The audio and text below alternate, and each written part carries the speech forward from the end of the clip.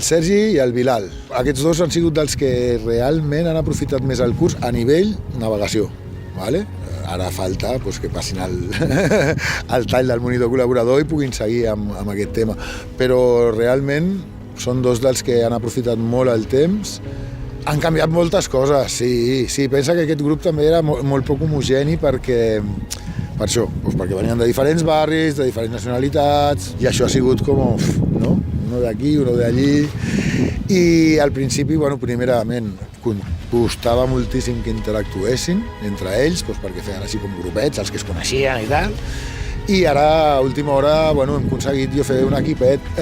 Penseu que tenen edats, no?, una mica conflictives amb això dels horaris, de la feina, de la responsabilitat, i hem anat llimant i aquí estan. Ara ja comencen a ser autònoms, no?, que ja són capaços de fer un recorregut, de navegar amb tots els rums, de fer les maniobres.